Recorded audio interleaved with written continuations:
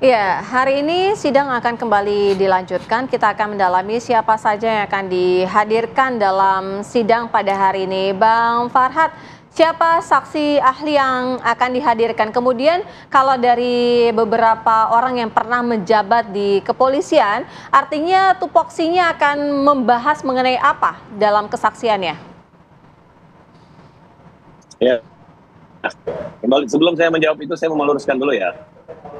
Kalau ada polisi atau mantan polisi yang berbicara atau menilai ya wajar-wajar aja karena mereka memang memiliki keahlian, ahli kok. Nah, sedangkan orang-orang yang hadir juga semua membuat opini-opini juga, makanya kita bilang hadir ke pengadilan. Termasuk Pak Arianto kalau memang mau kami hadirkan ke pengadilan juga untuk misalnya membela kepolisian dengan nyata juga nggak ada masalah.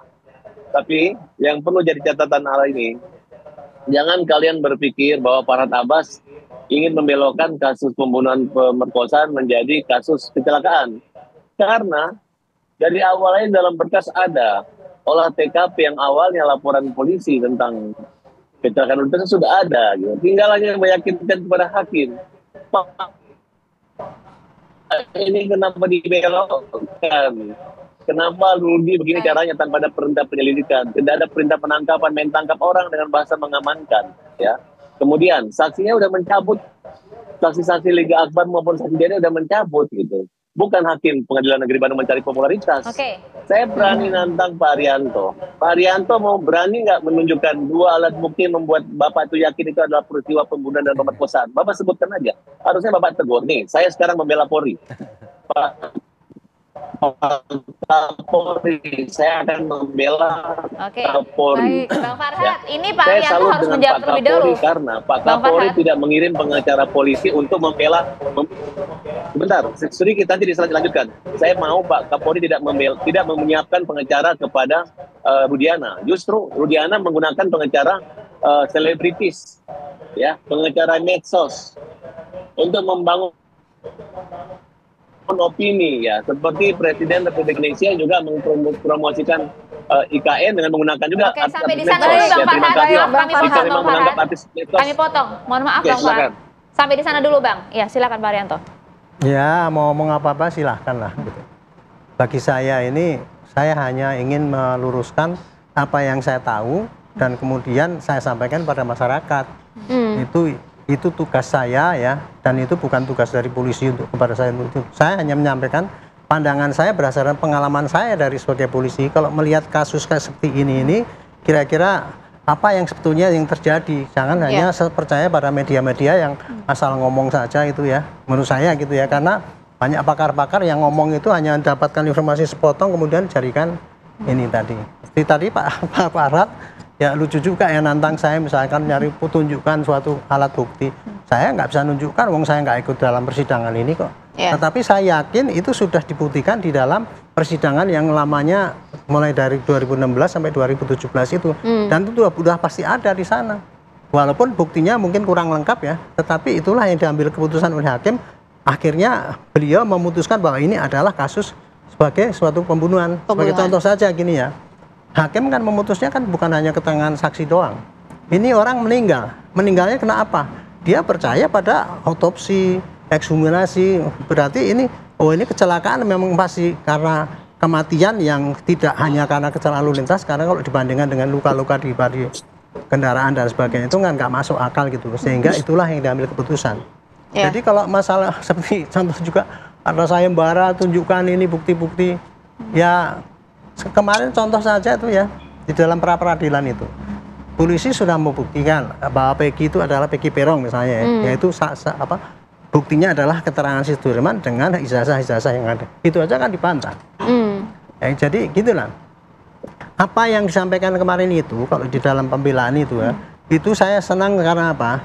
Yang dulu katanya tidak pernah muncul di peradilan, sekarang muncul. Sehingga ini mungkin nanti dipertimbangkan oleh hakim Agung. Itu yang saya harapkan supaya nanti memang apa yang diputuskan oleh Hakim Agung itu sudah betul-betul adil gitu, sudah mempertimbangkan yang dulu katanya disembunyikan katanya dan sekarang dimunculkan kan gitu kan. Nah, makanya saya kalau bagi saya pandangan saya ini mudah-mudahan aja apa yang disampaikan nanti entah oleh Pak Susno atau Pak ini bisa mempertajam pengetahuan hakim itu, oh yang terjadi itu sebenarnya seperti apa, sehingga beliau nanti dalam memutuskan itu sudah berkeadilan gitu ya. Ya perkara itu nanti diterima apa tidak, yaitu terpulang pada hakim Mahkamah Agung yang akan memutus. Bang Farhad, itu tadi sudah didengarkan apa tadi menjadi jawaban dari Pak Arianto. Tapi kita menelisik lebih jauh mengenai saksi ahli yang akan dihadirkan hari ini, Bang. Dari sosok yang pernah menjabat di kepolisian, apa yang ingin Anda gali? Pertama, hari ini kita menghadirkan Pak Susno Duaji. Beliau adalah mantan Kabar Eskrim. Mereka memiliki keahlian dan pengalaman di bidang reserse. Bagaimana penanganan? Intinya, moralitas legal tidak hanya kita menggali tentang legal justice maupun social justice, tapi moral justice.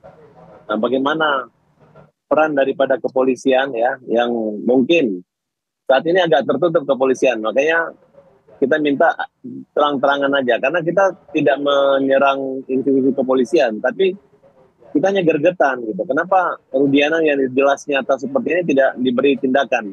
Tapi kita sangat hormat ya, karena Polri tidak memberi bantuan hukum kepada Rudiana dan malah menggunakan pengacara-pengacara media sosial dan pengacara-pengacara heboh untuk membuat atau mengirim opini.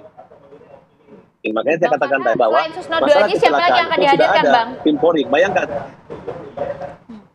Oke, saya kembali, yang hadir adalah Pak Susno Duaji. Diruntut dulu Bang, siapa saja Bang?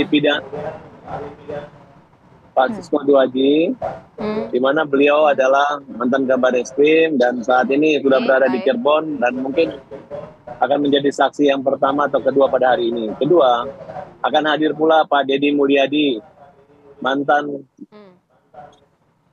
Bupati Purwakarta, anggota DPR RI dan calon gubernur Jawa Barat yang fokus untuk membantu mereka ini.